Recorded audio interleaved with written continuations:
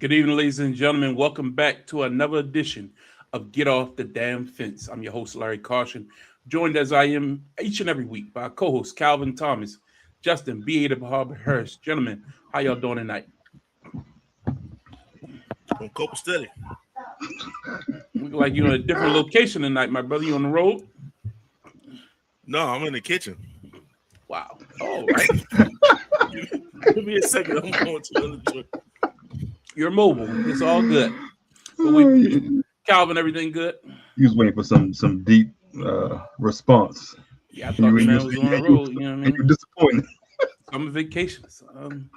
Anyway, we thank you all for tuning in tonight. We have a lot to cover tonight, and we appreciate you. We're in the middle of the summer. You know how it goes. This is preseason football.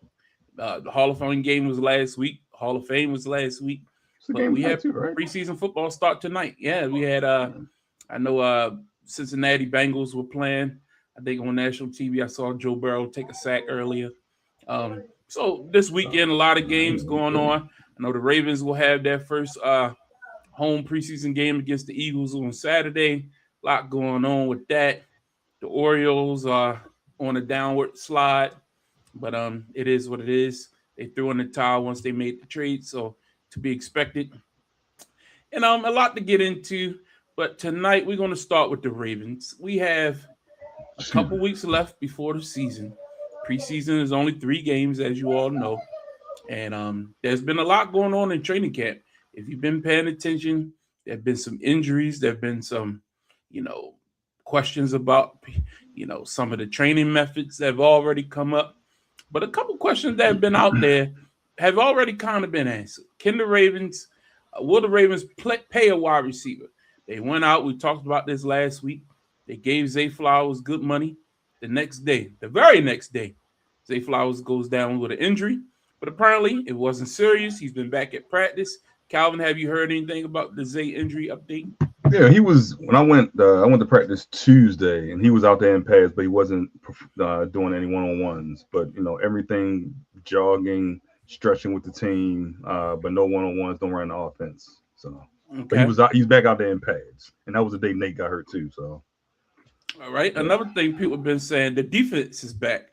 A lot of people are excited about Jesse Mintz's defense. Yeah. And then there's been some questions about the cornerback situation. And then this week, Nate Wiggins goes down, get carted off the field. Haven't heard any much. Calvin, you got any updates on the injury status of Nate Wiggins? Well, they say it was no structural damage, and they said he'll be back at practice next week. So consider that, fast, or he won't. Of course, he won't play, but they said he'll be back at practice prior to when they go to Minnesota. Is that their second preseason game? Is so they have practices with them, so he should be back on the field by then. That's the report. So. Another thing that happened: Marlon Humphreys goes down with nicked up injury. So less than a weekend before your first preseason game, 3 your athletic players who one who complained about maybe the training style under John Harbaugh was a little too strenuous. I don't know. To me, it feels like injuries just happen. It's called football. But anyway, we'll continue to keep an eye on that. One of the things I did notice, and this is the question, can the Ravens develop a wide receiver? What I have liked is rookie. Man, look. Color me surprised. Now, before the draft, there were several players I circled. I said, if we can get this guy, Bain, we saw what he was able to do. Tampa Bay went out. Tampa Bay got him, right? Yeah.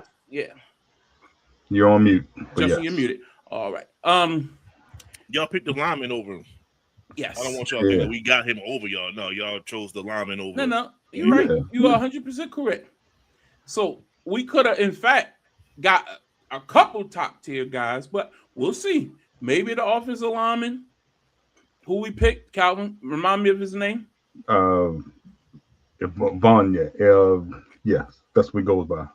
That's what we call him. Was the word yes a part of his name too? No, it's Vaughn, yeah. Okay. I'm not even going to try to pronounce it.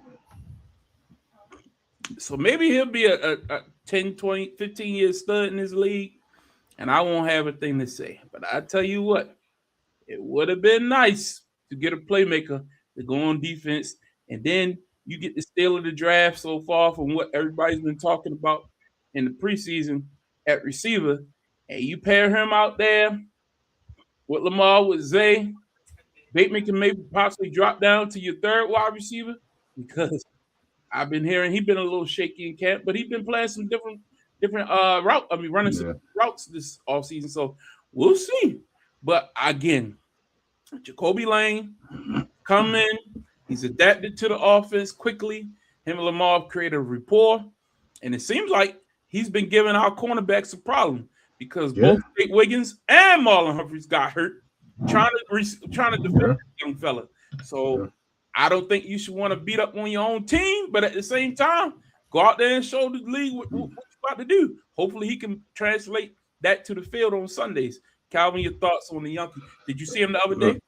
Yeah, look, every rep that he took one-on-ones, Nate Wiggins hopped out there. So it was every time that Jacoby Lane went out there, Nate Wiggins had a one-on-one. Even one time, Woozier tried to get out there, Wiggins tossed to the side. So they like are respecting him and going at that one-on-one. Now the fourth time is when Nate Wiggins got hurt. But the reps that he's getting against Wiggins, against Humphrey, against Woozier, and even against TJ Tampa, I think he's had a good camp as well. So he's definitely being tested week practice after practice, but he's stepping up to the plate if he's going to be starting to consider your third wide receiver in this new offense. So that says a lot about him. What was he? A third round draft pick, I believe, out of USC. Yeah, USC. He was pretty big school. And then the final thing before I turn it over and get comments from Justin, Lamar Jackson on the center. A lot of people, I've been calling for this forever. I've been calling for this since what? The first MVP season when we ran triple tight end, Lamar under center, QBR out the ass, like just run pass option. You don't know what to do. You got a fullback out there. You got a running game that's unstoppable. The play action pass on top of everything. Lamar under center is the way to go. And I've been asking for it for years. He's refused to do it. Todd Monken even said he wanted him under center. Lamar is not comfortable under center. So I am interested to see, will he adapt and will he stick to it, or will he revert to the pistol? Will he revert to wanting to go back there in the shotgun? We know quarterbacks love being back there so they can see the whole field. They can scan everything. But there's a reason why under center quarterbacks in the West Coast system thrive in this league. There's a reason. And it gives you options. So I'll leave it at that. Justin, I'll kick it over to you. I want to talk about that real quick. I think it's a trust factor, right? When you're under center, things are developing so fast. You really have to trust the coordinator to scheme it up the correct way. So my reads are going to be there almost at the snap of the ball in a sense. But when you're a shotgun, it's like, okay, I'm trusting myself. I'm seeing everything and all these other things. So it's like it takes the pressure kind of off the system and puts it on you. You are the system. And for Lamar Jackson, I see why. You know what I'm saying? When you have the legs that he has and his ability to get out of pressure and all this other stuff, I see why you would prefer that. This is like, I gotta trust that this dude coming off this slant is open. If not, then there's another person, because if not, the lineman or whoever, the pressure can get to me quicker. Like when we talk about football, we talk about like a couple seconds is like that's really, really fast in the NFL. So it's like he has to trust what's happening. And if he's under center, with the trust that he has with the coordinator that could be developing, with the playmakers that you could be drafted, people start to go into their natural spots once they have an alpha. You know what I'm saying? If Jacoby Lane is that dude, I'm not trying to put all the pressure in the world on him, but if he's one of those ones, that means they can pretty much play the slot mostly. And then now he's a extremely effective weapon. I'll keep Bateman on the outside too. Bateman, just run. Just run nines. Just get out of here. You know what I'm saying? But it opens up things in a sense. And now it's like, okay, you might have a very, very dynamic passing attack to go with your running game. And all this can come out the center. that's scary. You know, when you talk about Lamar Jackson and anything that can make Lamar Jackson better. So I like that. I like these are positive stories coming out of Raymond's camp, way more than I think in years past. Like I think it's a lot of intriguing optimism. I like that. You know what I'm saying? So you can't ask for so much in doing preseason without you going against another team, you know, head up and stuff like that. So, and I ain't talking about the little joint practices and stuff. Like, you know, this is good. You know what I'm saying? It's not negative news. Agreed. Calvin, any thoughts on any of these before we move on? Yeah, look, I agree, especially with the wide receivers. I know Bateman has talked about how he's excited to move around, play in the slot, being involved in more motion and things like that, and trying to get him open. If you have a Zane, you have a Jacoby Lane, who seems to be accelerating in his progress as well as a rookie. The only thing that I haven't heard anything positive about is the tight ends. Like, I've heard, you know, they can't. I heard Andrews finally had a good day. Yeah, good day. Yes. Yeah. Well, I mean, I don't. The only thing about Andrews, I don't know. Like, he's a veteran. I was going to say, how do you take that as a veteran? Like, is he just trying to get through and trying to learn the system? Like, healthy. That's how I don't. That's the only thing I was like that made me hesitate. But when you hear so many like, he didn't look like himself. He dropped his pass in practice. That kind of gets to you. But if it's just him trying to get through, yeah, you got a point.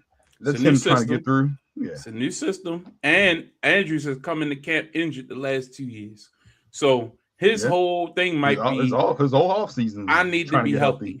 Yeah. I just need to be healthy, and if I can get used to this offense, and I am interested in how tight end centric will this offense be.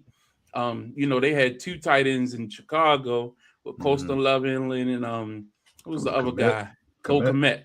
Yeah, and they had 3 tight ends because the one was a blocking tight end. But they had, from a receiving perspective, and I've thought about this. Yeah, you had what's the name, Burnett. He came on late last year, but a lot of that was off of scramble plays from Caleb, and he would hit them late. You had who was that other receiver in Chicago? They had DJ Moore last year. He wasn't there last year. I thought he was there last year. He was there last year. Because remember, he caught the pass against Green Bay late. I remember there was a playoff. But he wasn't utilized. He wasn't. To his full potential. They really had the rookie was really one. It was really the rookie and Rome Odunze last year. Duzier came up small a lot too. So again, I am interested to see what the receiving room will look like. How involved will it be? And to me, the best friend of that is a good running game and play action. If you can do some play action and get that ball out of Lamar's hand, and I know why he, like you said, Justin, he likes to scan the field, but that's the problem. If you look at Lamar Jackson in the last several years, very low on turnovers as far as throwing interception because you're not going to take too many chances throwing in the tight windows. And that's one of the criticisms. Remember, we had probably one of the most tough catch makers in the league on our team last year. And whenever Lamar actually just threw it up there and gave him a chance, he made something out of it. But that's the problem. If it's not open, Lamar won't let it loose. You know what I mean? In this type of offense, when you go on play action, like you say, you throwing it to a spot a lot of the times. And you got to trust that the timing is there. And I do want to know, Lamar wants to be a complete passing quarterback, which I think he's a great passing quarterback. I think this will help him because this will unlock everything about his game. Athleticism, the mobility will come back a little bit better, but also he will learn to trust more in his football acumen for studying, not just instinct off of just pure ability. Go ahead, Justin. I didn't, but no, I can easily say that like the lanes are going to be so like open sometimes because the pressure when you're firing in open spots instead of waiting to get somebody open, in a sense, like you cannot send everybody. You have to be patient and you have to be disciplined in your defense, meaning that as soon as you understand that the blitz is coming, there's no help. Like he can pick apart more lanes quicker right off the line of scrimmage. Like right off the line, I'm going because this area is gone.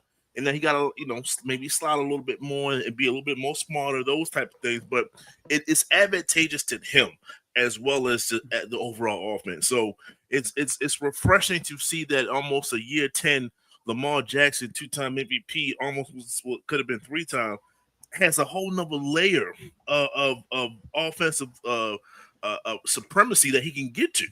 And We've most seen him quarterbacks do really it. can't say that.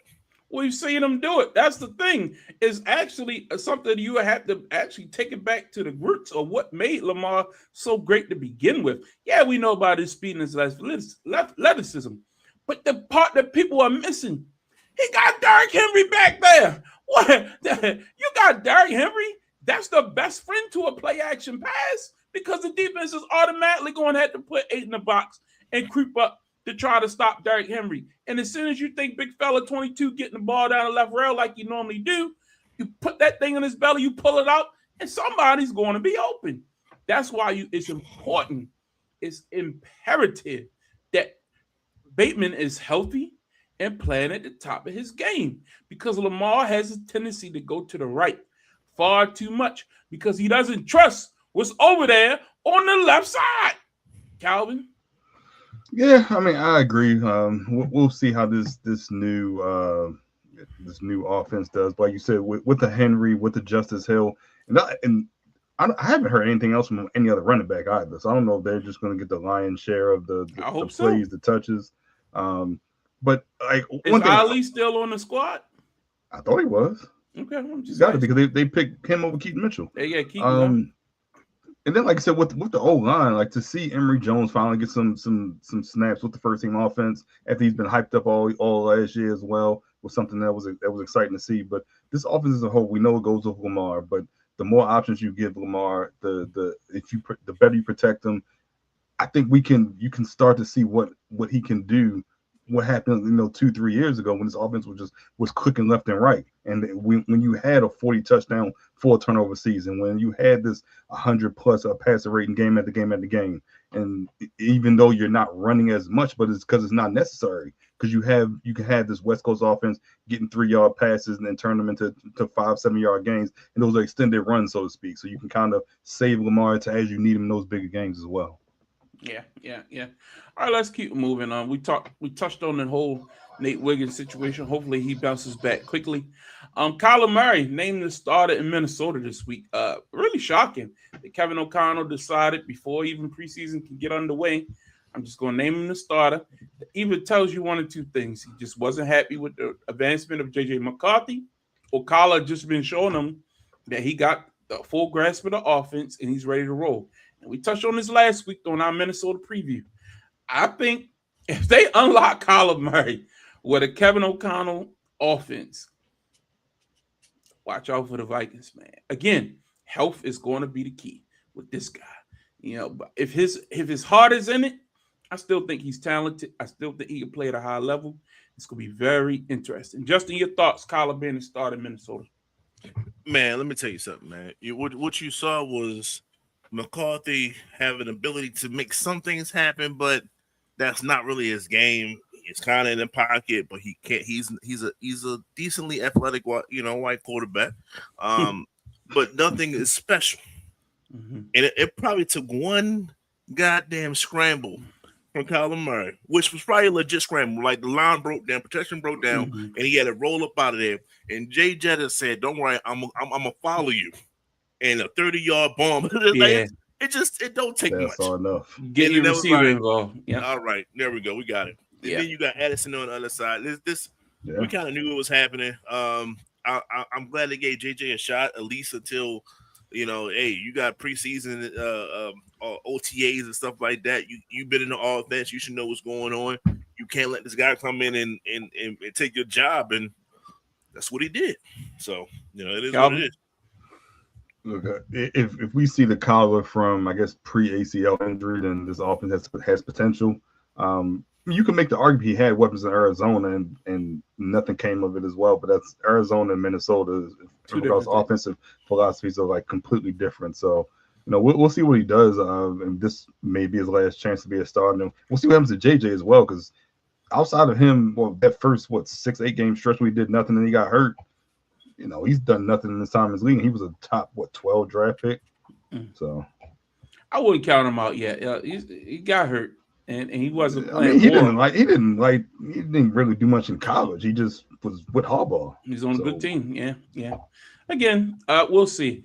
I know I don't have a slide for this, but what are y'all thoughts on the situation in Cleveland right now? The quarterback Shador is, of course, getting all the headlines. A lot of people saying Shador should be given a chance. He should be the starter.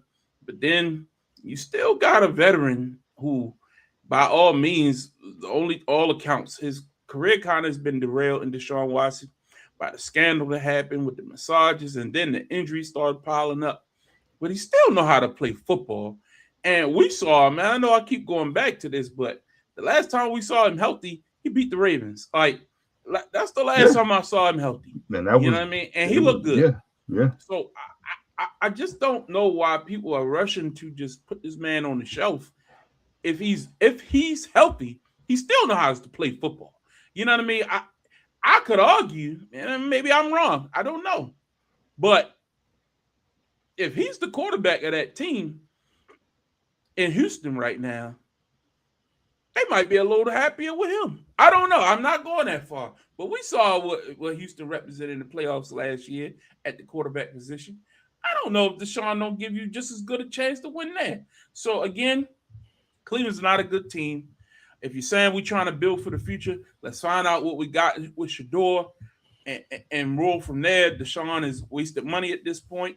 I'm with you. I agree. If you just want to know what you got for the future, start that clock now, fine.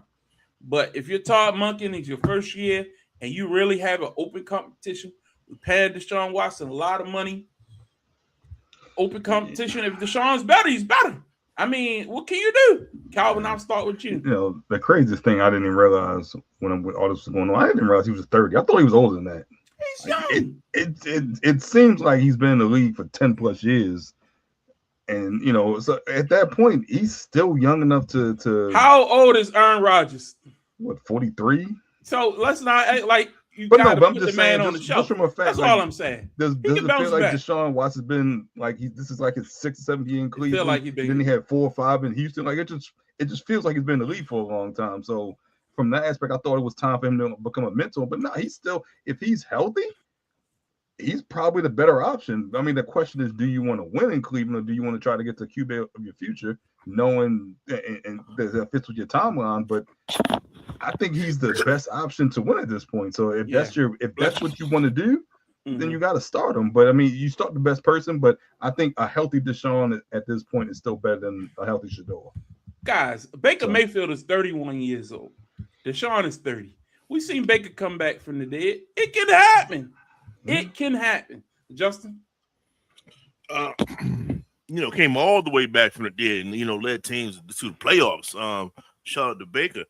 For Deshaun, I just think that between him and Shador is it's a QB battle. And just keep it fair. Just keep it fair and let it play out. Let it play out in the preseason games and all this other stuff. And then I think Monkey can make a decision then. He doesn't have to make a decision right now. But I probably preseason game, somebody get hurt. That's gonna make the decision for you. Well, that too, in a sense, right? So, you know what I mean? Like, let's not that. And then the edge honestly does go to Deshaun because of the money. You know what I'm saying? They're trying to make something. I'm not, man, if I gave somebody hundreds of millions and not, please, can I get some kind of return on this dude?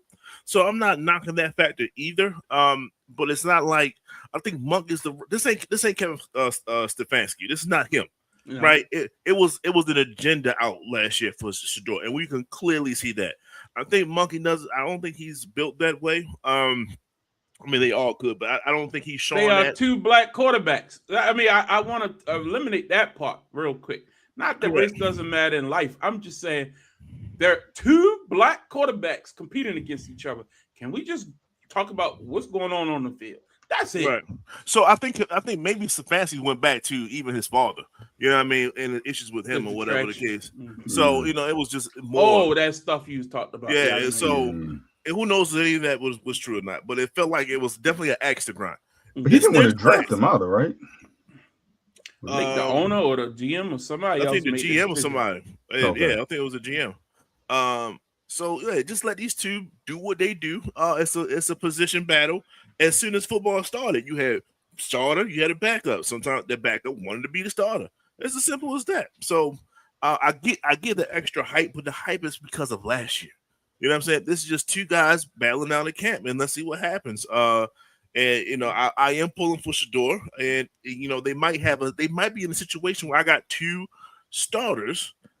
Maybe what can I get for one? You gotta think like that too. I don't know if you want to go that route, but that's the situation. No one's trading for Deshaun. Look, man, it's not even about that. It wouldn't be Deshaun that I'm talking about. The one I'm about to say, it's not even really about that though. It's about I'm going to put you out there. We know with this league, quarterbacks get injured. If the Ravens didn't have Huntley right now, how secure would we feel? We saw what happened when Lamar went down last year, and we had Billy Cundiff playing quarterback out there. You know what I mean? Like that happens. Like it happens every year in this league. So if you do your job, you look good in camp, hold that clipboard. I mean, history has told us that Deshaun might get nicked up sooner rather than later. You will get your chance if you don't get it right off the bat. That's all I'm saying. It's year two. It's not like we never seen quarterbacks sit for a year or two. I know he came in, he flashed, but even then, what was he, fifth on the depth chart?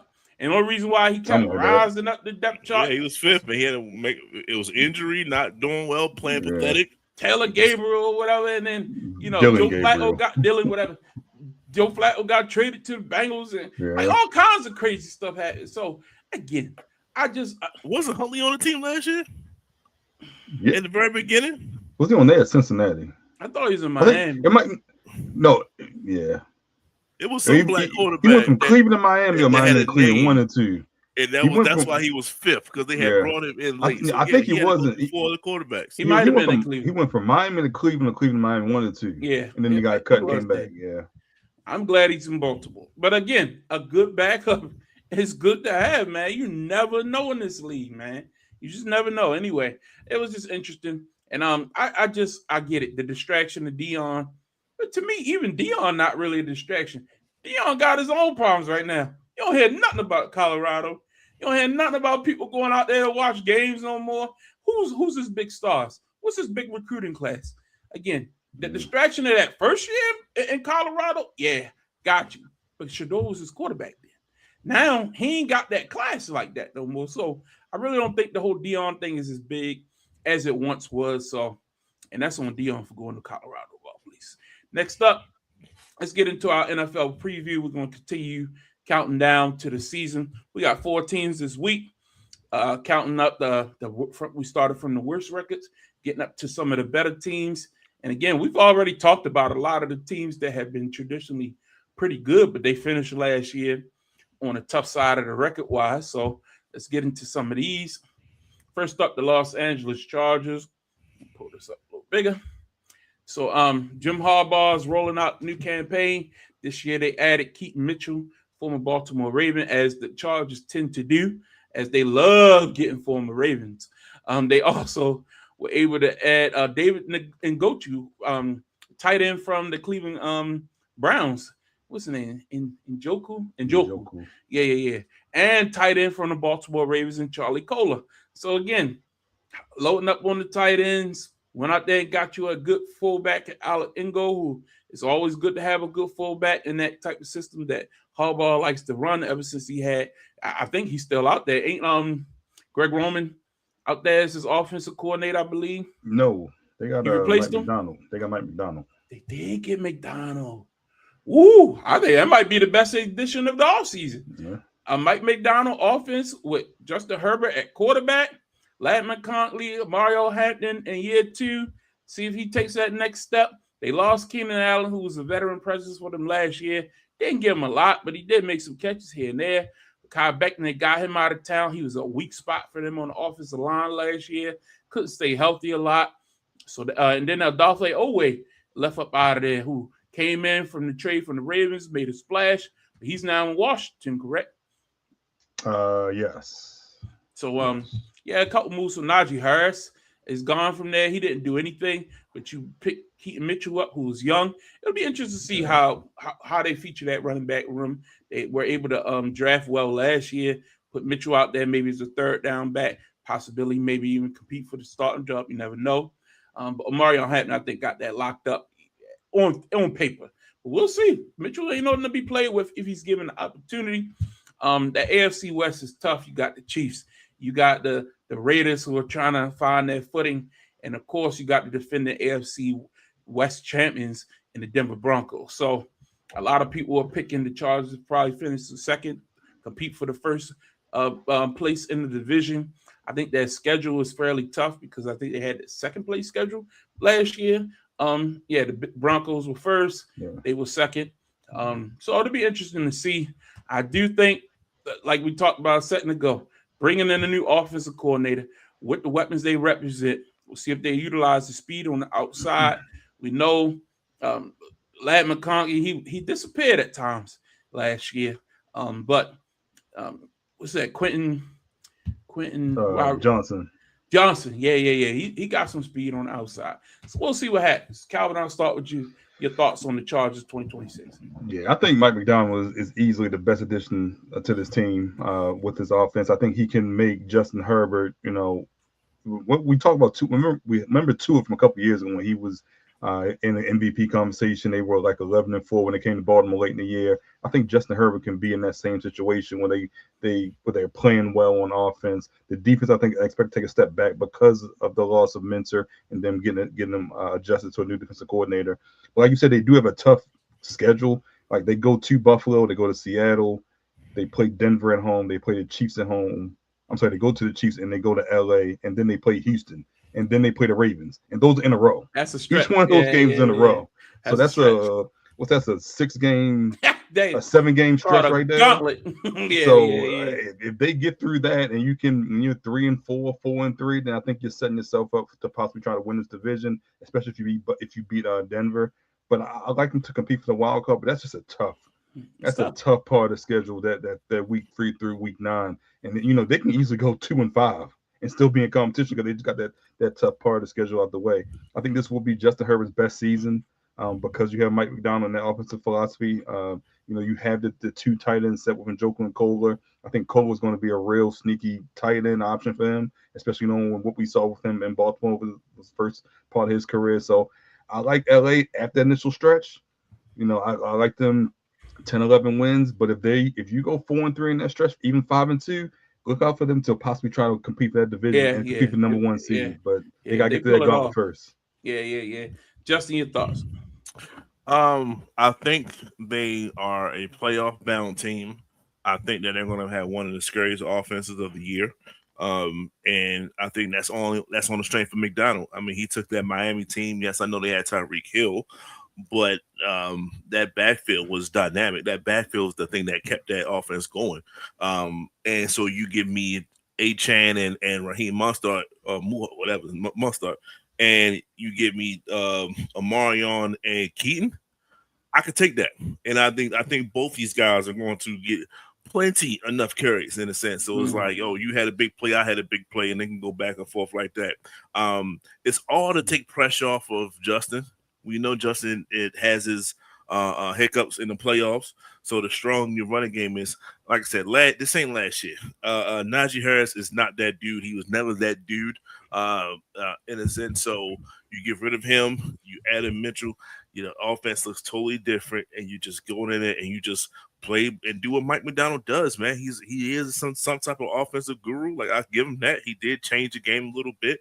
And, he just didn't have the best of all quarterbacks to work with. Now you have what you would call the premier prototypical quarterback.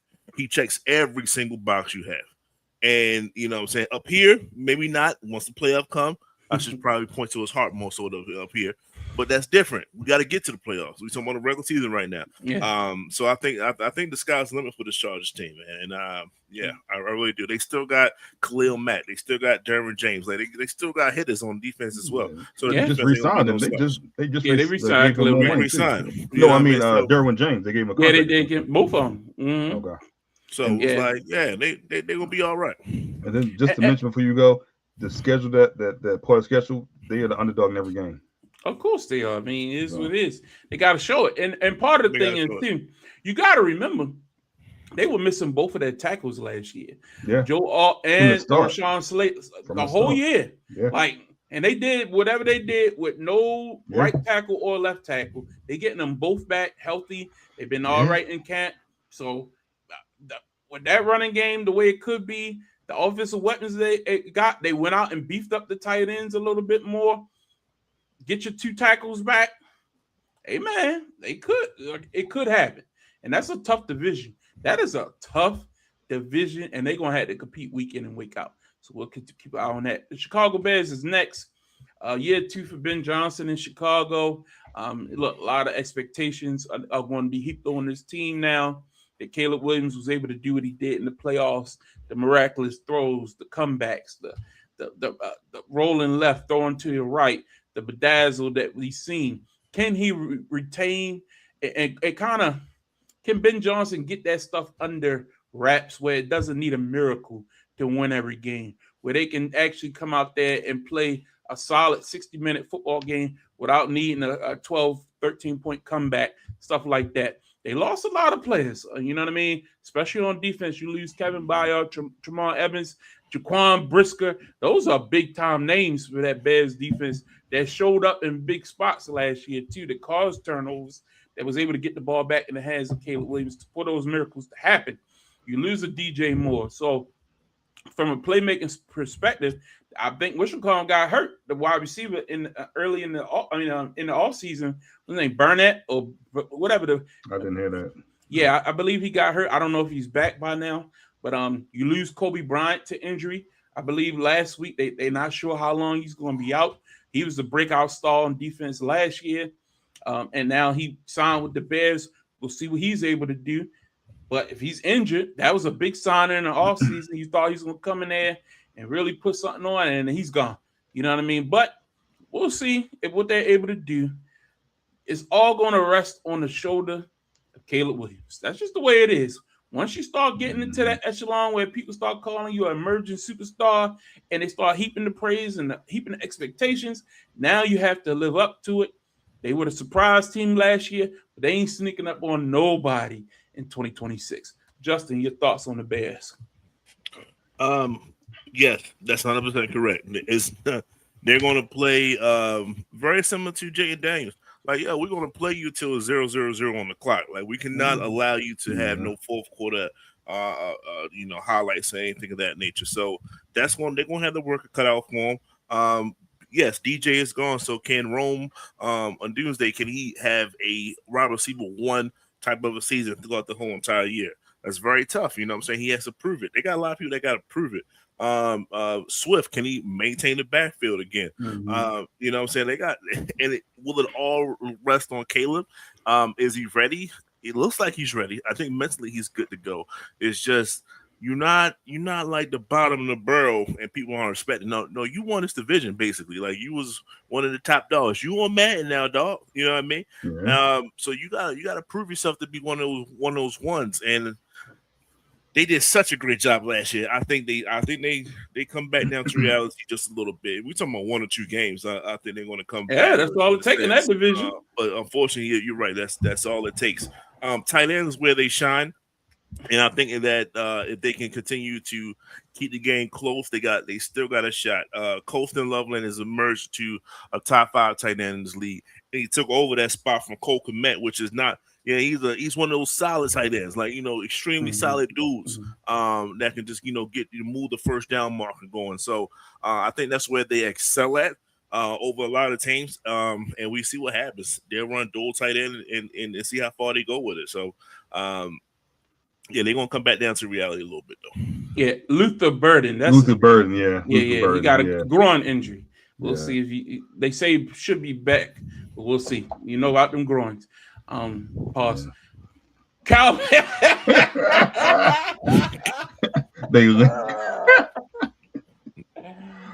was terrible. All right.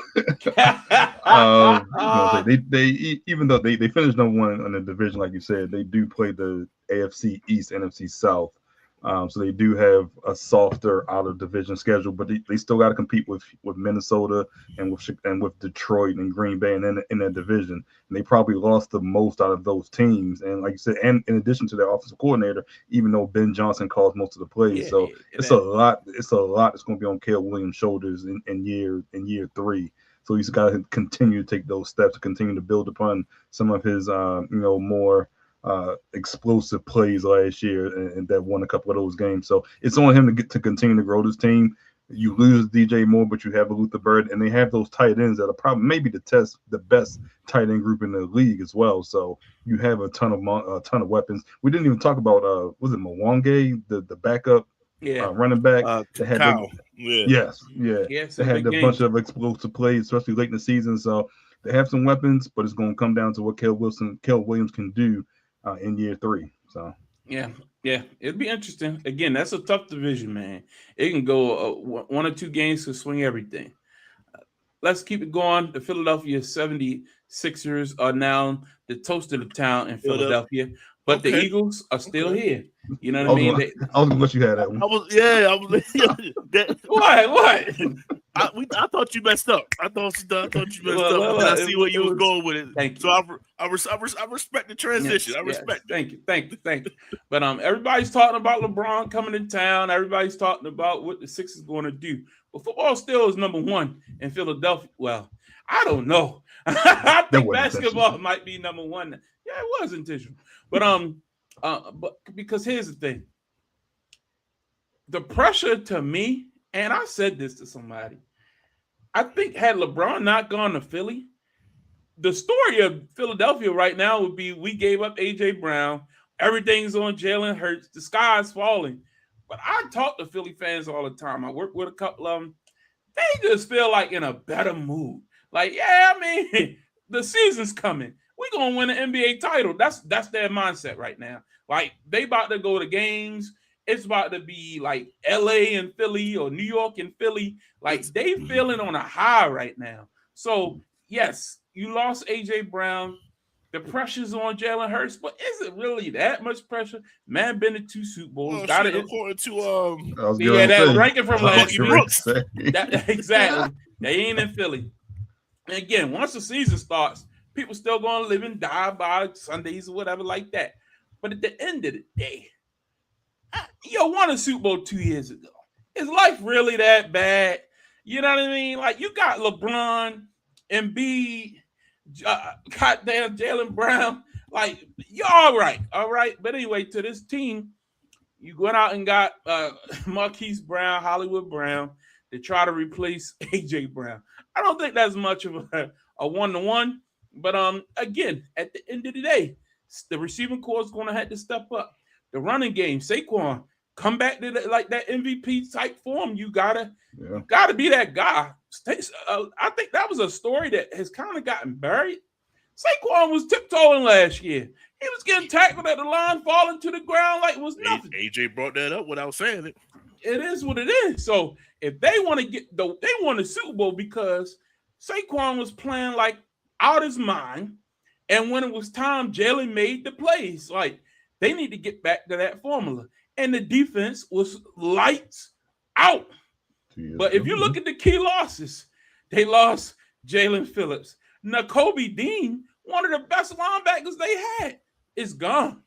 You know, Reed Blankenship, another hitter. That guy coming out the safety position was all over the field for them. So I think that's a quiet story that a lot of people ain't really talking about the last 2 years in a row. I know you got Jalen Carter and all that kind of stuff. But 2 years in a row, you're losing key players. Offensive line has gone backwards. The tush push used to be automatic with those big guys up front. You lost your center, lost your right tackle, left tackles in and out of the lineup like every week, it felt like. I think this team, I know they have this Walters football having projected 11-6. I'm not that confident, man. As I told y'all, we did our Cowboys preview. I think the Cowboys and the Giants might be battling for this one, dog. And that's no disrespect to Jalen Hurts, who I have respect for. I just think people are underselling the pieces that were lost on defense that were not replaced for this team. And the defense is what helped make this team as special as it was. They did what they did to Patrick Mahomes in the Super Bowl, and that was from a defense perspective, they beat him down. This defense is not built like that, and that's the difference here. Justin, your thoughts on the Eagles? It's a lot going on with the Eagles, right? So they are in some type of transition. The transition was winning, keeping y'all from imploding, and that's a very serious thing. Sirianni was always on the way out until they just kept winning. They kept winning, and they kept pushing that off. You know, they kept we'll get rid of a coordinator, and then they happen to win. That's one. If they come off to a bad start, does all that pressure come back down to Nick, and how does he deal with it? Because when he had a little pressure last year, he blamed the offensive coordinator, and then the offensive coordinator was on his way out. So that can come right back. I think that clearly they was playing a very safe offense last year, very conservative offense last year, to the point where AJ kept pleading, yo, let's push the ball. We need to do this. We need to go through all those things.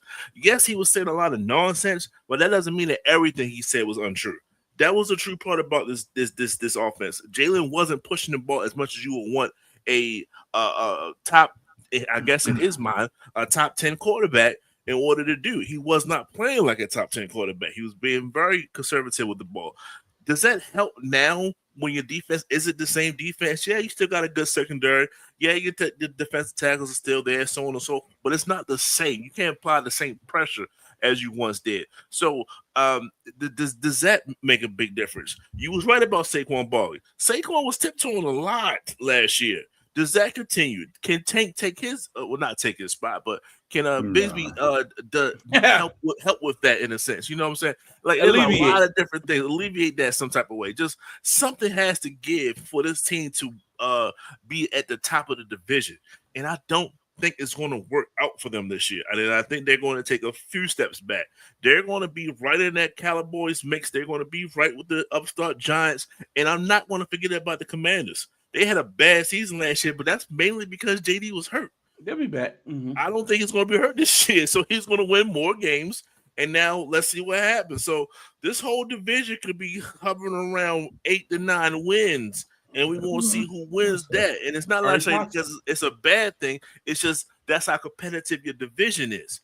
And you're not going to go 6-0. You might go 3-3. That's a real thing. And then we see what happens after that. So. I got them coming back down to the pack a little bit this year. Look, this division plays the AFC South and NFC West. That's a tough gauntlet to play. But everyone in the division is going to play those games. But this is also the second time this is the first time in his NFL career that he's had the same offensive coordinator for two straight years. Now, granted, last year's offense wasn't great. So do you really want to carry that to this offense? No, they got a new offensive coordinator. That's still Patullo. No, they hired a new guy. I thought it was still Patullo. I thought they hired somebody in the offseason. Remember, it was a big discussion. They was got running Sean, to try to make McDonald's. Sean Mannion. I thought he was a Sean Mannion is now the offensive coordinator. Okay, so they got another. Yeah, Sean Mannion. Yeah, new hire. Okay, I take that back. So he has had one every year. He has a new offensive coordinator once again. Every season. This is a new system once again. So there's no stability in Philadelphia on offense. But look, this is on him to build this offense once again, to build this trust. It's not fair. It's not fair. It's not fair, but it is what it is. When you have expectations like this to win divisions, to compete for Super Bowls, and you have a constant rotating door offense. And whatever happened last year, you got to erase out your memory and start over again next year. Like you said, there's no continuity. The players stay the same, but the system changes, and now you lose one of your biggest weapons. Granted, you guys weren't seeing eye to eye for whatever reason off the field, which doesn't make sense. But it's on Hurts again. It's on Hurts again. It's not pressure to win. It seems like it's pressure to prove everyone wrong. He's already Super Bowl quarterback, Super Bowl winning quarterback, Super Bowl MVP. Super Bowl MVP. It's the pressure to prove everyone wrong yet again. He had to do it when he became the starter. He had to do it to get over the hump and beat Mahomes. He did in the Super Bowl. Now he's got to do it without AJ Brown. And it's just an ever-evolving door of his narrative changes, but he's a winner.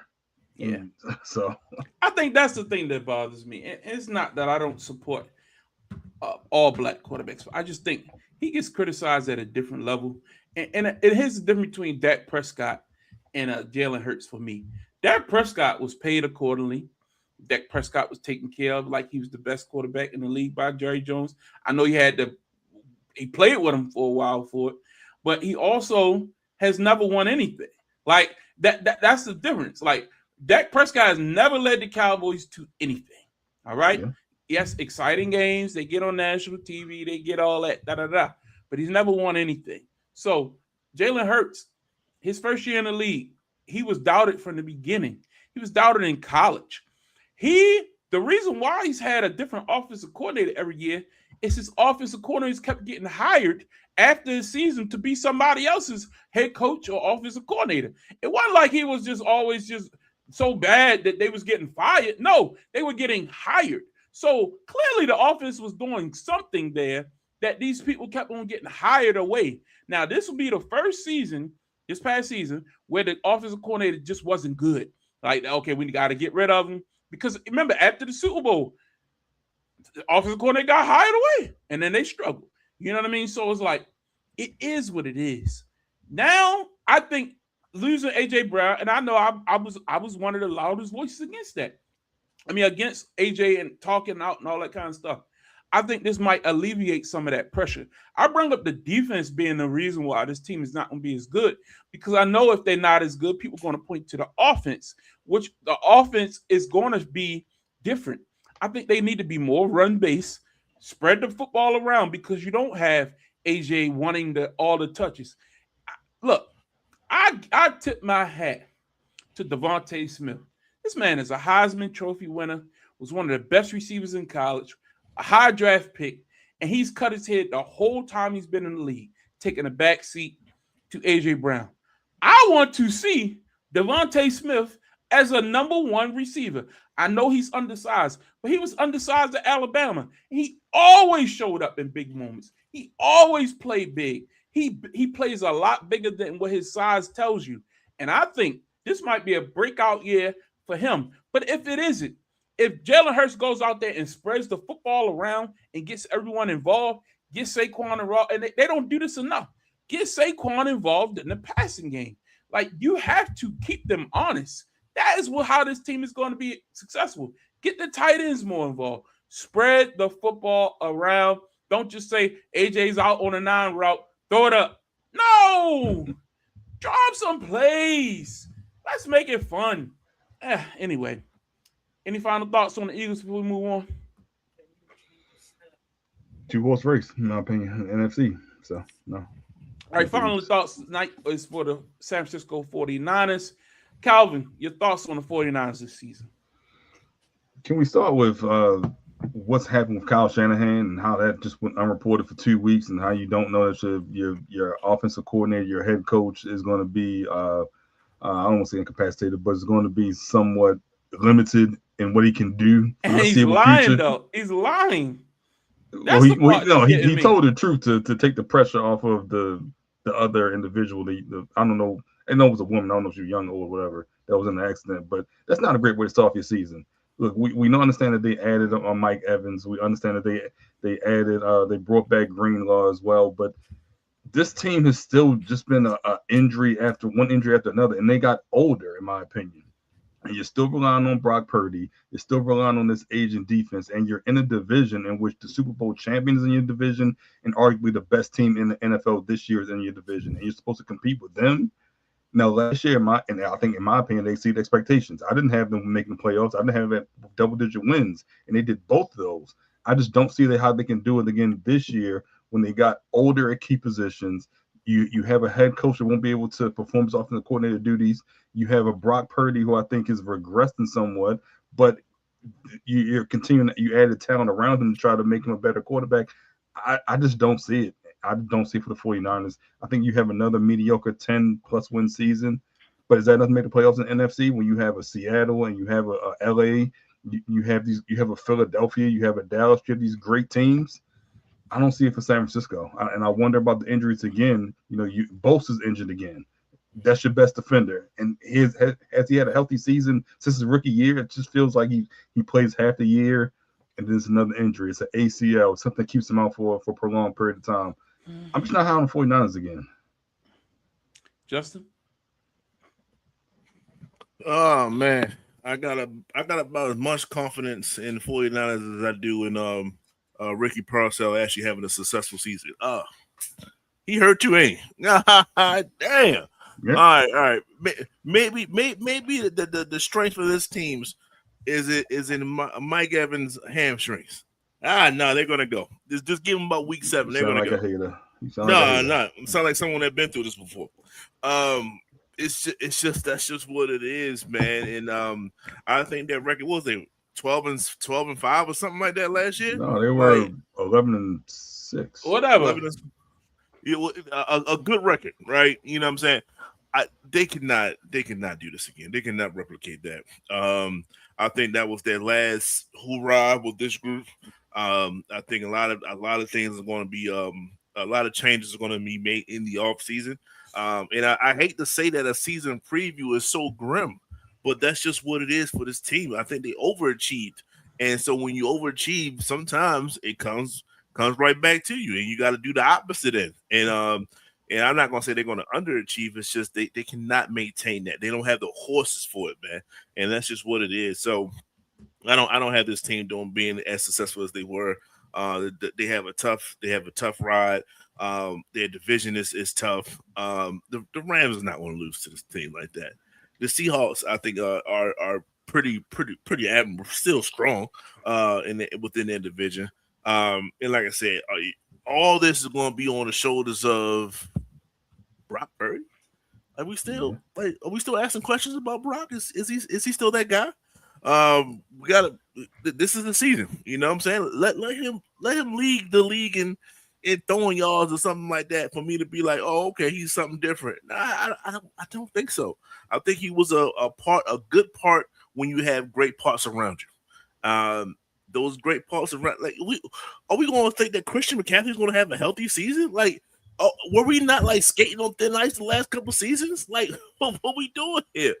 I don't see it, guys. And maybe I'm wrong. I'm trying not to sound like a hater. It's just, you know what I'm saying. And they still got a Brandon Ayuk issue of some kind. They still got to deal with him. You know what I'm saying? They didn't release him, did they?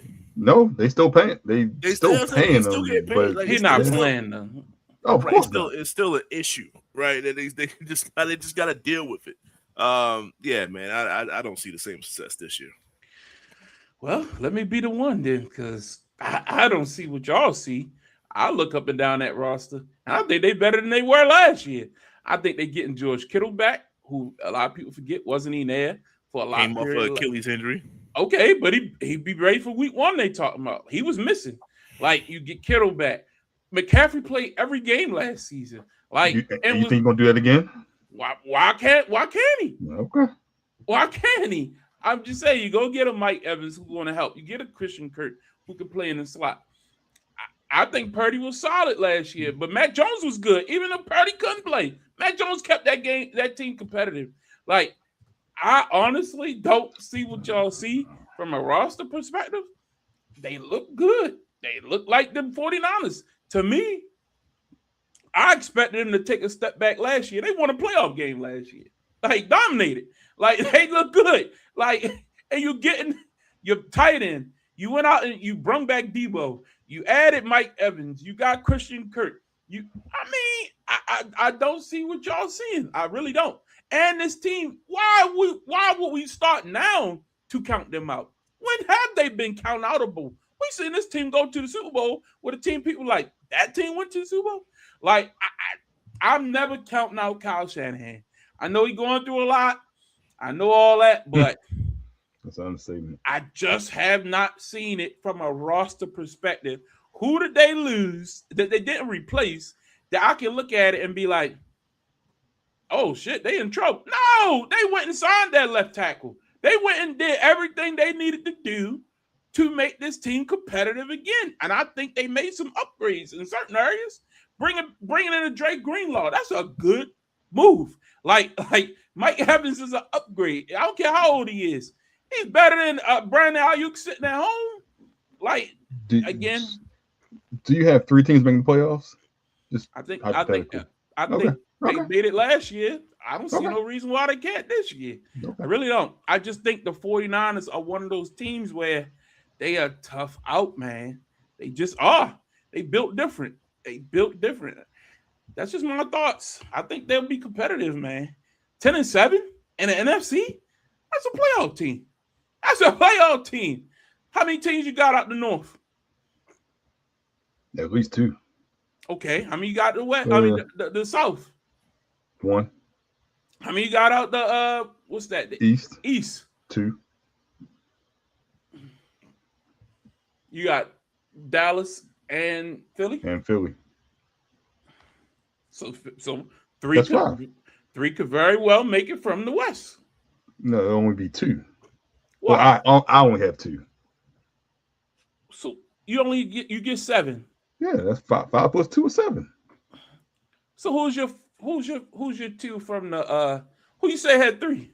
I didn't say anybody had 3. So you got 2 from I said 2 from the East, 2 from the North, 1 from the South, and then 2 from the West. I got Seattle and LA being better than the extra team is 2 from the East. The East, yeah. Cowboys didn't make it last year. Yeah. I don't have faith in 2 from the from the East. Because it was 3 from the 3. No, it was 2 from the North. Detroit didn't make it last year. Detroit didn't make it. Yeah. Okay. Anyway, again, I can see this team competing, and that's just how I feel. That's it for this week. Football schedule. We'll be back next week, the next 4, and then our final week we'll do the final 3 and wrap it up because we did do an extra team last week. We got carried away, but it's good to go. I mean, we on pace, and then that final week we do our playoff predictions and really line it up for what's coming up for the season because the season starts a little later this year. Let's talk some NBA. The season schedule came out this week. Going to be very interesting. I know we all got some thoughts. The league decided that Philly's going to have the maximum amount of primetime games this year, which should come as a shock to nobody. Opening night, they got the Philadelphia. You got the Boston Celtics and the Detroit Pistons. You got the Philadelphia 76ers and the New York Knicks. And then you got OKC Thunder and the San Antonio Spurs. The Pistons kind of threw me a little bit as far as from a marquee perspective. And really Boston. I mean, did anybody expecting anything with Boston? I agree with the Boston. I mean, I'm shocked this wasn't Miami or, unless this is a Tatum MVP push thing. That's the only like you're assuming he's gonna do what JB did last year, more effective or do it better or whatever. But that's the only thing I can see because otherwise I don't see Boston having this many primetime games. Paul George, your number 2. Like, I'm a little weirded out by that. Justin, your thoughts on opening night? It's gonna be good watching the Philadelphia fans see us. We should be getting our ring that night, man. We should be getting. Is that ring night? I think it's ring night. Yeah. It's just the second game, which is weird. So it's all good, man. As long as I get that, that's all that matters. That's when it'll officially be over, and now we actually on to the next season for the fans. That is, I know the players already got back to work and everything, but no, I mean that's to be expected. Philadelphia's going to be everywhere. Joel Embiid is going to be everywhere. LeBron James and the other guy from Boston, Brown. That's just what it is for them now. Like I said, it's nothing. The other guy. I love listening to you now. Was that a shot? You're gonna be mad all year. Was that a shot? I'm gonna chime in every so often. Every week we're gonna come out with a show, but their test is in the playoff once they get there. Can they gel enough to get to the playoffs? Yes. But for now, that day and then the following Christmas Day, that's when the NBA is going to be front and center. Shout out to the NFL though. They're going to have a Christmas schedule. Yeah, Christmas Day, a nice Christmas schedule this year.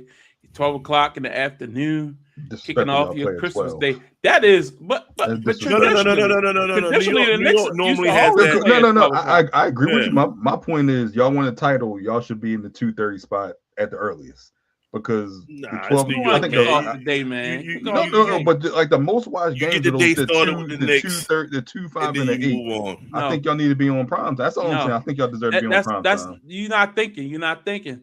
Football's on Christmas Football down starts too. at 12. That's why you put the Knicks and the Spurs to kick it off. And football normally kind of, you say 12, it's like 1 o'clock, 1:32. Yeah, because So- of Netflix. Yeah, so that other game should be kind of in jeopardy. That's why you know it's Giannis and Tatum. Like, we can get past you can that. miss that. But 5 o'clock, that's traditionally the Lakers on Christmas. Luka versus LeBron. LeBron coming Yeah, home. yeah, that's a good one. 8 o'clock, everybody done with dinner. You going home. See Kind some of like, athletes. football and then- game might still be on. The night, I think the night football game is the best one. I'll pull up the schedule. Keep It's going. been the Ravens a couple times here lately, but got the Thunder and the Timberwolves, which is it's action packed. 1-4-38. You're right. 1-4-38. Yeah, Anthony Edwards and Shea. That's not a bad matchup on Christmas. And then you got the big fella at night, Jokic versus Steph. Yeah. Yeah, that's the one where you home, laid in the bed. If you catch the first half, you good. Probably be asleep by the second half. The Warriors are kind of washed. So Yeah, I mean, they you could have done with. I mean, it's Steph, but who's your other choice here in the West? Houston. Nah. KD and Steph. Yeah, I mean, if Kawhi gets traded, you could put Toronto. You could have put Toronto somewhere on there. Well, he's not. So there you go. What about that story? Which trying to think who else. Uncle Dennis had my man. You see, you fired them. Well, I guess ain't nobody else to put on there because you got the top 6 teams playing. Yeah, I mean, who else is there? It's just Houston. It's only Houston. It's Houston. That's the only. From a marquee perspective, Portland. No, they ain't no marquee. No, it's nobody. I get. It's only one team. I think we both kind of overlooked them. Phoenix, Detroit. Just based off of having number 1 overall seed last year, not overall, having a number 1 seed. They gave them opening night. Christmas. But yeah, you can, and that's the other East team that I don't know if I wanted Knicks. I don't know where I will put them. They got to be Knicks first, man. They don't have. I mean, they've gone away from the traditional rematch, but I would have liked to see. I'd like to see like Knicks Miami. I would have preferred to see that. Like I don't want to see Boston on Christmas. I think that's the one that sticks out to me. Yeah, I think Boston. I don't have to see Boston. The odd and man then like out if you're gonna do it, like let's do this in Miami. Like why do I have to have the game in Boston? Like so. But I'm struggling to think maybe Charlotte for the young upstart, but they lost LaMelo, so they're not insane. I think it's either it's Detroit or Cleveland. Cleveland, I forgot about Detroit Cleveland. or Cleveland. James Harden, Donovan Mitchell, they don't none of these. Damn, they irrelevant. Yeah, it's Detroit or Cleveland, one of those two. Interesting. But anyway, schedule always is fun to take a look at when it first comes out. The schedule comes out, full schedule comes out tomorrow, Friday, something like that. Yeah. Let's get back into our Get Out the Damn Fence Fab 5 tournament, which we started a couple weeks back. We got a little bit off kilter, but we getting back into the groove of things. Here we go. Which we broke down all the teams and their best 5 players in the history of the franchise. Each of us were able to select teams, and then we personally put these teams together. So you'll see the team name, our name, and that's the person who selected. And then we're going to have an open discussion. Justin has been putting them in the game randomizer, you know what I mean, and simulating these matchups to see who will win. We're not going to have that for you tonight, but when we get down to the final 4, we'll have the full simulation. Ain't that right, Justin? That's 100% correct. There you go. So let's get back into it. Just to remind the folks, we're at the Sweet 16 spot right now. I know you can't read all that, but I'm going to break it down. Let's start tonight with the West bracket. The final 4 in the West is the Lakers versus the Portland Trailblazers, the Phoenix Suns versus the Golden State Warriors. Let's kick it off with the first matchup of the night. The Los Angeles Lakers, consisting of Magic Johnson, Kobe Bryant, LeBron James, Anthony Davis, and Shaquille O'Neal. It's a team that was selected by Calvin versus another team that was selected by Calvin, the Portland Trailblazers of Damian Lillard, Clyde Drexler, Brandon Roy, LaMarcus Aldridge, and Bill Walton. Justin, I'll start with you.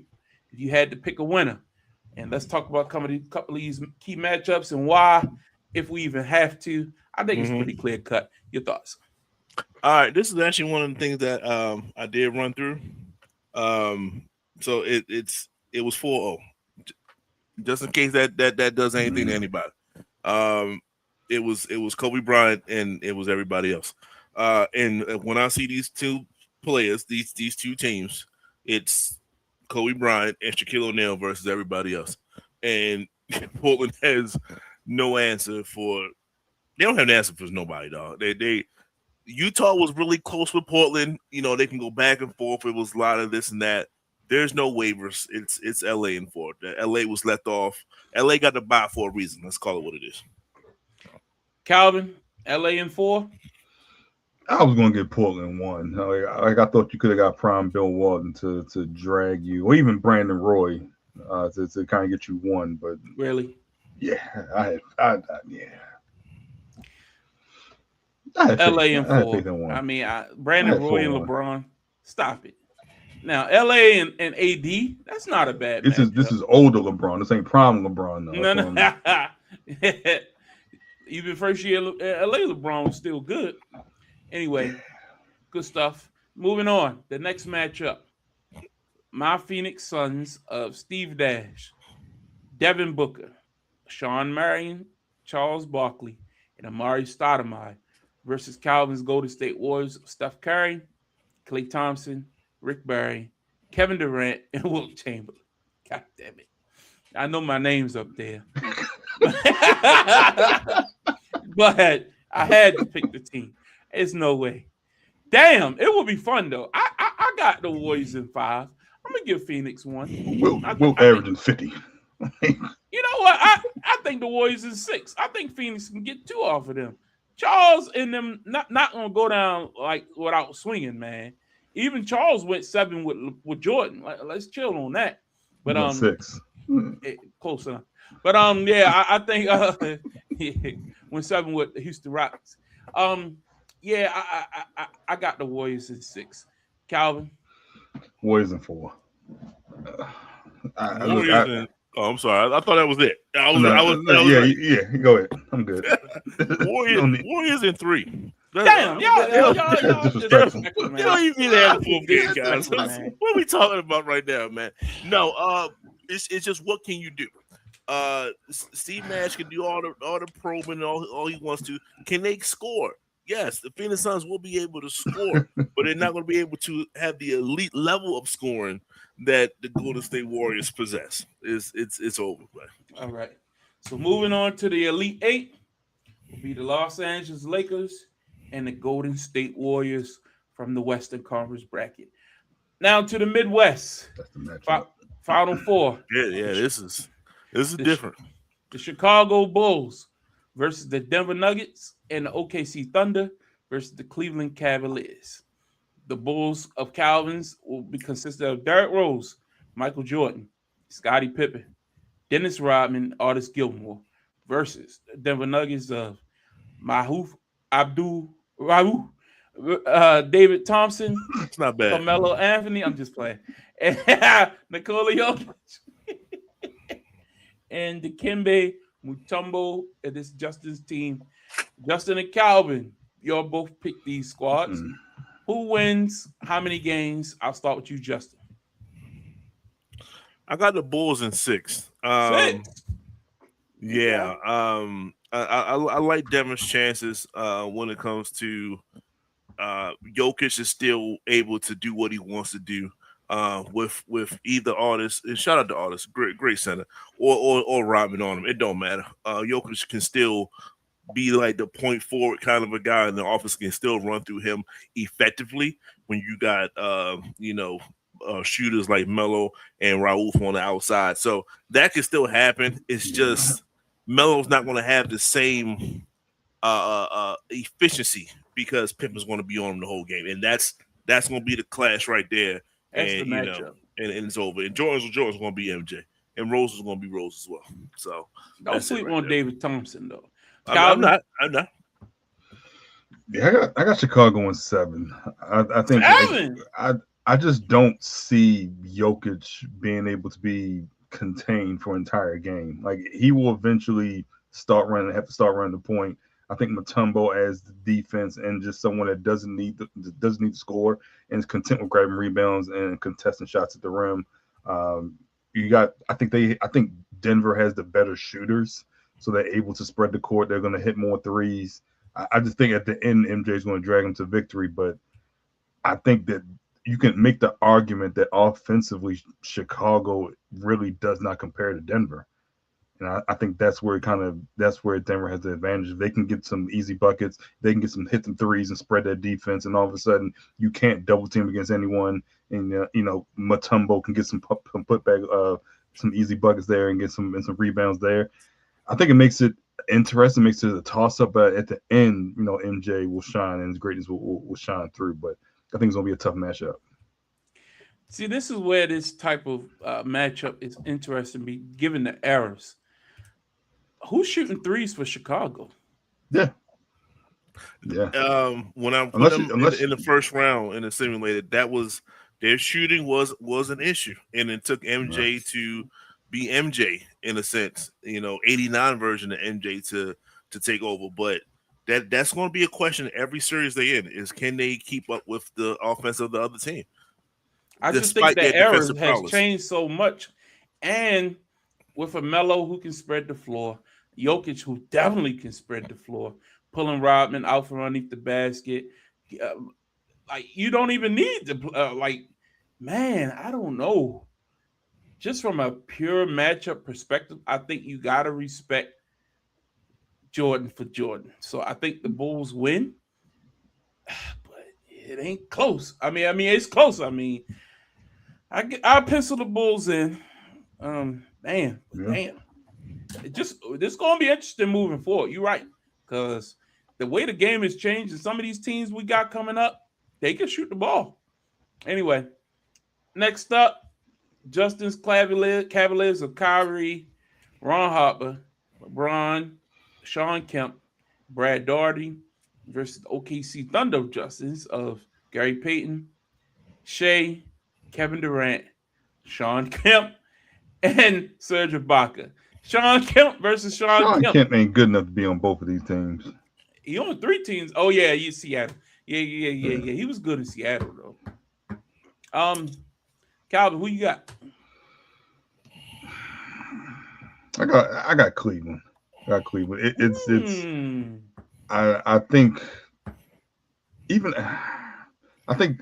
OKC has the advantage in the paint, but with the guards and the forward, I think that's all Cleveland. And I don't know if Gary Payton can really. Kyrie has the best handles, but if I can get a cross matchup with Ron Harper and Gary Payton, and I got Kyrie and SGA just battling it out, and then of course I got LeBron and KD, I'm gonna give the advantage to LeBron. So I think it goes 6. It's probably close in the majority of the games, but I think Cleveland pulls it out because of the chemistry with Kyrie and LeBron, and it's kind of a KD Shea, and it doesn't turn into a your turn, my turn kind of thing. That stall the offense, and I think they're in the paint. They may have the advantage rebounding, but offensively, I don't see Sean Kemp having that much of an advantage because he won't have the ball as much. And who's going to really set him up unless you're going to rely on Peyton, but then you're taking the ball out of SGA and KD's hands. So I think the offense can stall them. I got Cleveland. I got the Thunder in 6. I just think Shea, KD, Gary Payton running the point, playing defense as well. Shea playing defense. I think that can help neutralize a Kyrie on the perimeter. Ron Harper, great player. Don't get me wrong. But I just think Shea on a different level. KD on this is prime KD. This is prime Sean Kemp. This is like Sean Kemp was finals Sean Kemp. Gary Payton, finals Gary Payton. I just think this Serge defensive player perspective, like player of the year type guard in the basket, Serge. Like, nah, I don't see it. I love LeBron, but we see LeBron get beat a lot in Cleveland. Like, it's not like he's unbeatable. Like, he got beat by Steph. And get beat by KD. He got beat by a lot of people in Cleveland. Remember, he was there the first time. Like Kyrie, Kyrie was getting his head beat in. Before, again, I love individually Kyrie and LeBron. Fine, great. If they had JR and all them boys, that 2016 team, you got me. But you put Brad Daugherty and Sean Kemp. I'm trying to think, what years was Sean Kemp in Cleveland? Like late 90s? No, it was like early 97 to 2000. I still think Kevin Love would have been better. I don't remember Sean Justin Kemp made the team. adding anything in Cleveland. I'm going with the Thunder. Justin, we got that Cleveland team when he was there was absolutely god awful. But with that being said, it was the time they had the blue jerseys, if you remember them like that. Yeah, I remember that. The one to say Cavs on, yeah. I just couldn't remember the years. So I'm going with OKC, and also I'm going OKC in 5. Yes, it is. It's simply because the ability of Kevin Durant when he just has to score. This is not the. I mean, you gotta think when OKC went against Miami, like. They just lost because they was inexperienced. Yeah, like this is what you would consider an MVP in Durant, an MVP in Shea. Like these aren't, they ain't no slacks, dude. Like they come in full strength, Paul. So, and then you have the background of Peyton to Kemp, the original Lob City in a sense, and Serge just there to be a part of the team, to hit the open jumper from time to time. You know what I mean? So you don't necessarily need Gary Payton can play Kyrie Irving. Doesn't need a double. You know what I'm saying? I'm not saying Kyrie not going to score, but he does not need a double. You know what I mean? Like that's just what it is. So I can stay home. Everybody can stay home. And LeBron is going to be LeBron, of course. One of the greatest players of all time. It's just not enough. I got KD. I got KD just scoring, and it is what it is.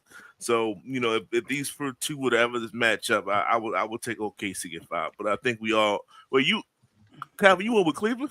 Yeah, you went with Cleveland. I went with Cleveland. That's 2-1. I could have put a Cleveland team together that would have competed better, but Justin picked this sorry ass team, so that's what we had to pick with. This team is still great. Let's move on. Let's move on to the East bracket. The Boston Celtics and the Atlanta Hawks, the New York Knicks and the Philadelphia 76ers. Celtics. Now this was tough, man. Look, guys, don't kill me on these images. AI wasn't helping me tonight. Bob Cousy, Paul Pierce, Larry Bird, Kevin McHale, and Bill Russell. You got Bob Pettit being white. That's a stretch. That's a first. Look, Pete Maravich, Joe Johnson, Dominique Wilkins, Bob Pettit, and Dikembe Mutombo. Now, Bob Pettit looks a little close, but look at that Dominique Wilkins. I mean, it would not get it right. That's off. Yeah, that's the first one. And that's like the fourth one I had to make. Anyway, I was like, hey, we know who Dominique is. He's fine. On the strength of the history of number one seed in Boston Celtics, by the way. Celtics is number one. I think the Celtics are winning. I got the Celtics in 5. Paul Pierce and Larry Bird and Kevin McHale, second greatest power forward. Second greatest power forward in what? In the history of the game. Okay, that is Larry's opinion. That does not express the views and the thoughts of Get Off the Damn Fence. But I got Kevin McHale, Larry Bird, Paul Pierce leading his team's victory. Who you got, Justin? I got Boston in 5. I think the shooting of Johnson and Pistol, Pettit can shoot. I think the shooting of Atlanta can get you one, respectfully. But, geez, Boston is just Boston, and Boston is a very, very formidable team. Like I said, number one overall for a reason. And just like LA, they ain't got nothing coming. So Atlanta, they did great getting here, but it's over. Yeah, Boston 4. Look, I'm not even going to give Atlanta 1. I think it'll be competitive, but Larry Bird, Paul Pierce, Kevin McHale, Bill Russell, The fact 4. that Atlanta made it to the Sweet 16, they 4. should be commended for that. Yeah, You know what I mean? Yeah, They should be commended. Next up, the New York Knicks of Larry's versus the Justin's Philadelphia 76. Tough matchup. You got Jalen Brunson, Earl Monroe, Carmelo Anthony, Willis Reed, Patrick Ewing versus Tyrese Maxey, Allen Iverson, LeBron James, Charles Barkley, Moses Malone, I was going to ask the question. and Joel Embiid. This could be a whole different lineup in a year or two. I was going to ask the question. I'll Would you start take out with you, somebody? Calvin. Would you take out somebody for LeBron right now? He ain't played the snap. Go ahead. Who you I'm got? not taking nobody out for no 42-year-old LeBron James. Mm-hmm. Maybe in a couple years, Jalen Brown. I might take JB for Moses though. That might be who I take JB out for. Moses? For this type of line. I don't know about. I'll take Moses. I'll take Embiid out and put Moses at the 5. Oh, come on, that's an MVP. So was Moses. You're right. That's why I'm not taking Right. you on him. Charles can go. Absolutely not. His best year was in Phoenix. His best year was in Philadelphia. His best team year was in Phoenix. He was an MVP candidate in Phoenix. He wasn't no MVP candidate in Philly. He was an MVP candidate in Philadelphia. What year? The year right before he went to Phoenix. Come on, man. We'll look it up. But go ahead. That's a tough one. Should have been Allen Houston or somewhere. Damn, Allen Houston. This is a tough one. I'm gonna go with New York. I don't like the backcourt. I feel like both players need the ball. There's no defense. I think Jalen Brunson has his way. I think Earl Monroe has his way. And with Tyrese Maxey being arguably the worst player in the backcourt, we got shooting with Melo. We got Willis Reed and Patrick Ewing. I'm the Patrick Ewing Joel Embiid matchup. I think Pat is more healthier than Embiid. I think Pat do that. We're talking about the best versus the best. Pat gives Embiid that work. Moses probably not dominant, plays better than Willis Reed, but I'm gonna narrowly give it to the Knicks in 6. I'm going Knicks in 6. Justin, I'm going Knicks in 7. Yeah, man, and it could have been before that if you would put Frazier there instead of Earl Monroe, but it's cool. LeBron instead of Barkley. Absolutely not. So no, it just goes down to is who's going to make shots and who's not. I believe Melo is a shot maker, but so is Barkley. That's very tough. Earl Monroe can get whatever shot he wants. Allen Iverson can get any shot he wants, and that's the problem with that. Tyrese Maxey is one of the fastest players in the league ever, going against JB, which can get any shot that he wants on anybody, including if you're 7'5" by the name of Wemby, what she showed during the finals. So it really doesn't. It's a toss up to me for all 7 games.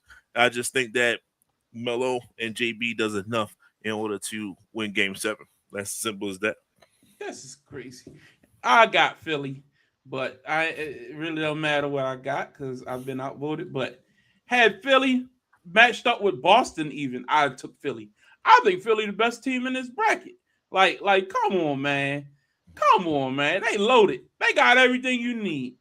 Playmakers, rim protectors. They got enough outside shooting. That's the problem. It was Cousy, Paul Pierce, Bird, McHale, Bill Walton. I mean, not Bill Walton. Russell. Bill Russell. Yes. And you taking Philly over that? Yes. Paul Pierce, barbecue chicken.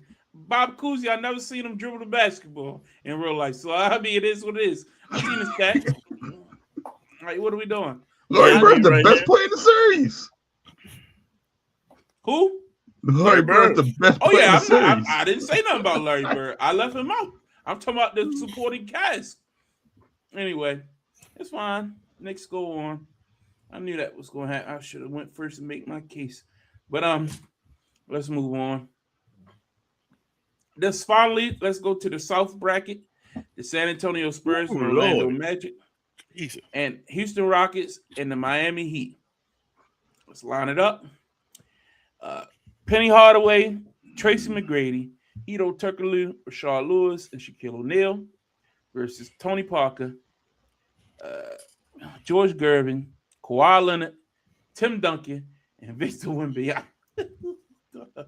Help me. I'll go first since it's both of y'all teams. Clearly, it's the San Antonio Spurs, one of the greatest franchises in NBA history. You got the new and improved Twin Towers with Wemby and Tim together, Prime Kawhi, the Iceman, and TP, who was Finals MVP, dribbling basketball around, could teardrop you to death, could shoot from the mid-range. Got to be more careful. I got the Spurs in 4. Sweep these, man. In 4. Shaq been swept. He felt it before. McGrady ain't never won a playoff game in his life. Why would he start now? Playoff series. Whatever. He won some series in San Antonio. He was at the end of the bench. Nah, I got the Spurs in 6. I'll give them 2 off the strength of Shaq and T-Mac. T-Mac ain't no whore. I'll give you that. Spurs in 6. Calvin. I'm gonna say this: if I'd have put Dwight at the 4 with Rashard Lewis, I'd have took Orlando. I would have taken Orlando, but I'm gonna go Spurs in 5. I think the perimeter that Penny, Tracy, Hedo, if we could have a healthy Grant Hill as well, I would have liked the guards and the forwards for Orlando, but it's too much Spurs. This is prime Kawhi, this is prime Tim, and this is not even prime Wembanyama, but it's ascending to prime Wembanyama. I'm gonna go Spurs in 5. Spurs in 6. For very similar reasons. It's just that Spurs in 5. And the reason why I'll alter that is because Kawhi is going to play either Penny or Tracy, which means what you want out of that backcourt, it will get definitely a lower percentage based on what you was really putting out there. And and they'll be okay with Turkoglu. You know what I'm saying? They're not necessarily worried about him. He shouldn't be on this kind of a roster, to be honest with you. So, you know what I mean? So they'll be all right. Spurs in 5. It just looked good. This Magic team looks good. You know what I'm saying? But no, Spurs in 5. So he disrespecting your Hedo Turkoglu addition to the team. Who would be there instead? Grant Hill. Grant Hill wasn't even healthy in Orlando most of the time. I'm just saying. I know he from Duke. He the pick. In the first game of the season, he was. That's enough. I knew it. He a Duke fan. Of course, he picking Grant Hill. Who else? My mouse died. My battery went out. So here we go. Next up, the Houston Rockets and the Miami Heat. Houston Rockets of Chris Paul. Excuse me, who's that? Who's that for the Heat? The number 10. I don't know who's that. I was going to say what? I told you. Like Norris it's the Cole. last one. AI was like Norris Cole. Who is that? Hey man, I kept trying to do it. This is your Heat, right? Yes, it's my Rockets and my Heat. Yeah, okay, both of them. Okay, all right, bet. Yeah. I'm telling you, it wouldn't do nothing. I was telling it to do. I said, I'm done, man. It's the last one. It said, all right, you've been using me too much tonight. It's time to go. Chris Paul, Tracy McGrady, James Harden. Was that Moses? No, that's that is Moses. Moses and the Dream. Right. Who picture that? Y'all trying to look like Gary Payton, Dwayne Wade, LeBron James, Chris Paul. Did you say Gary Payton? It is Gary Payton. No, Tim Hardaway. No. Y'all can remember. Tim Hardaway. Yo, I ain't got no labels. And at least Gary Alonzo played Mourning. for the team. Yeah. Let me go. Get your birds in order for a second. It's LeBron James, and I hate to say that LeBron James's team is not going to make it to the Elite Eight in this type of a franchise formation. But at the end of the day, They are. they have no answers for Hakeem Olajuwon. None, zero, it's nothing. Shout out to Alonzo Mourning, but Hakeem that's barbecue chicken all day. If they had a big, maybe Shaq was on the team. You could have went with that. But I get Zoe, right? Zoe's Miami born and bred, right? So no, it's that's a wash. Any other position is arguable.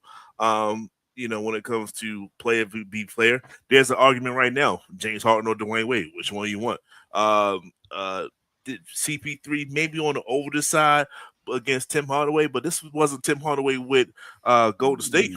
This was the older Tim Hardaway as well. So they kind of balance out as well. And you got arguably the best version of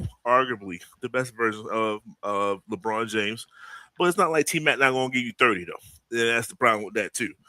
He's not going to be able to stop him from getting whatever it is that he wanted. T-Mac ain't stopping LeBron James at all though. But with all that being said, I got the Rockets. Obviously, I get Miami. I get Miami 2 games out of respect. I got Miami in 6. I don't see where Hakeem or Moses have a chance to affect the game on the offensive end. You got T-Mac, you got James Harden going to take majority of the shots. They're going to have the ball in hands the majority of the time. I don't see Hakeem or Moses getting the touches that they deserve because they're playing with 2 ball dominant.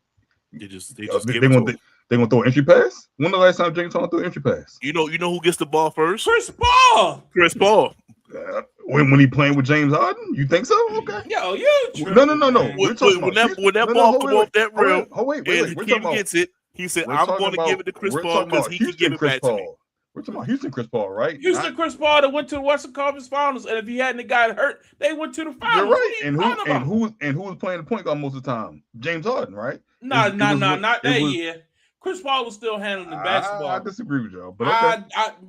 It was a little bit of both. I can understand the argument, but also Harden didn't have anybody else of significance on that Houston team. It was just the backcourt. You're right. That's a fair argument. But even Clint Capella, Capella got a lot of lobs. Clint Capella got a lot of lobs. But I mean, and we talked about that's fine. He can at least do that. Okay, I mean that's fair, but I don't see Hakeem being able to maneuver like he would in his prime because he wouldn't have the ball. He wouldn't be getting those entry passes. Wouldn't be getting the ball like that. That's all I'm saying. So I think that changes the dynamic of the offense. And on Miami side, I'm taking D Wade over prime D Wade over prime Harden. Yes. Like I think D Wade did more when his prime in regards to leading teams and getting and making his teammates better. Same thing with LeBron in Miami. This is prime LeBron. Now, if you want to say the other with Tim Hardaway versus CP3, because CP3 was in the latter part of his career, it's a wash.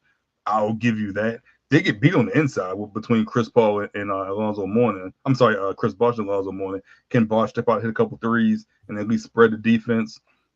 Lonzo versus Hakeem, that's a domination if he gets the ball in that point. I just don't think the offensive dynamics will allow for them to exploit that matchup in the paint. And I'm going to go with Miami. Houston in 5. All right, let's keep it moving. All right, there we go. Had a fight for it. You tried. I give you credit. If you're going to go second, you got to force the third. Because ain't no way in hell. Like that, you got the dream. Look, when you run the simulation, see how many shots the dream gets. And it's going to be third or fourth on the team. That's a good point. But he's also an excellent defender. That is also a good point. That's perfect. You're right. He's going to wash Zoe, but I mean, that's and Bosh going to wash himself.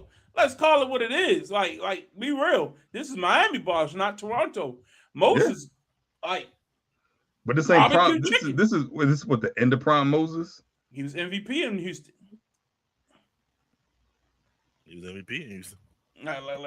Call it what it is. So let's move it on. All right. So the semis are set.